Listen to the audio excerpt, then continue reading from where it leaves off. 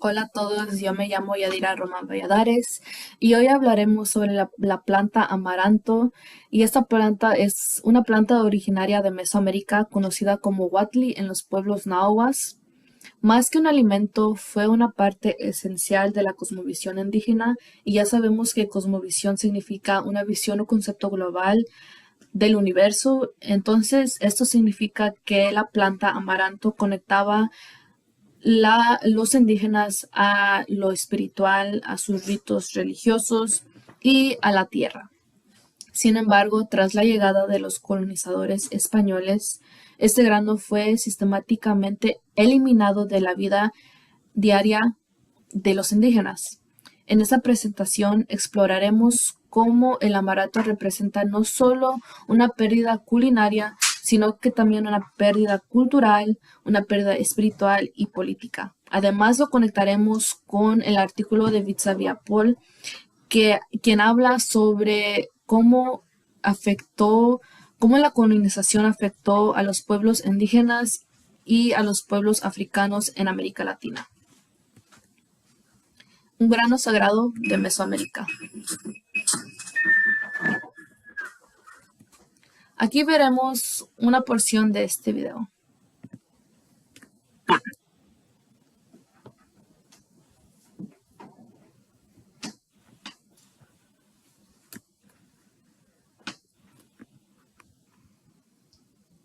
Here, one.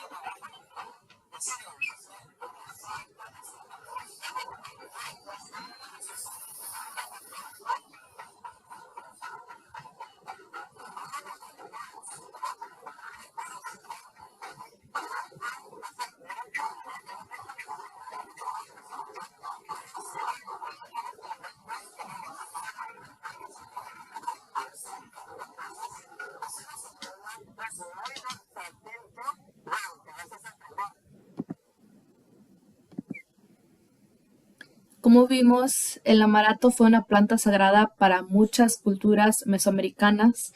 Su cultivo se extendió por todo México y Centroamérica y las comunidades indígenas lo consumían en tortillas, en atoles y en pan, pero también tenía una función ritual. Se mezclaba con miel o sangre para formar figuras de dioses y ya se comían en ceremonias religiosas.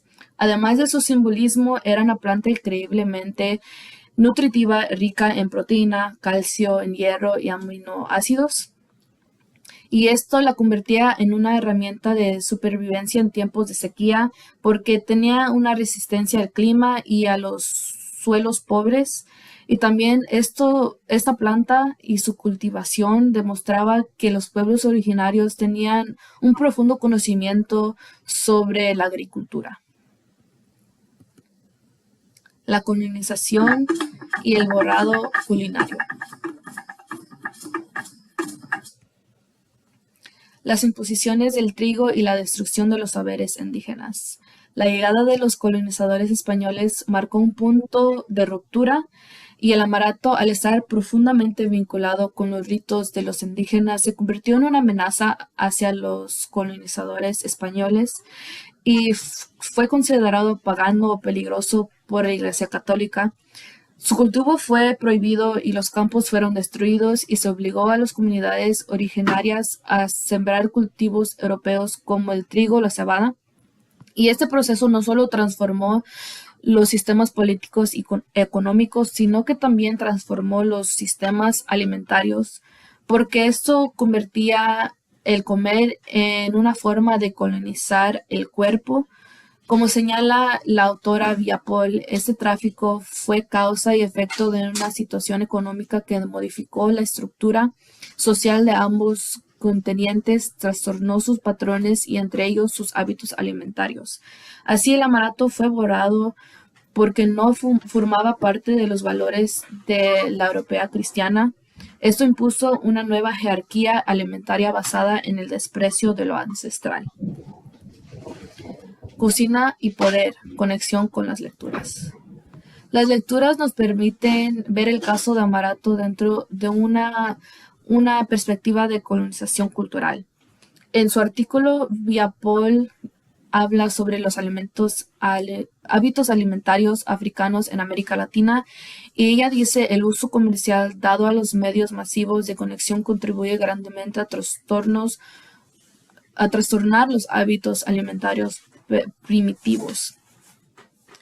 Y ella habla sobre esto porque aplica también a las comunidades indígenas, donde se promueve el consumo de los productos procesados mientras se sigue marginando a los ingredientes como el amaranto. Por su lado, Adriana María González Reza nos recuerda que la gastronomía ancestral no solo es un lujo ni una curiosidad, sino que es una parte vital para el bienestar humano. Ella escribe, la experiencia gastronómica es una condición imprescindible para la felicidad de los hombres civilizados.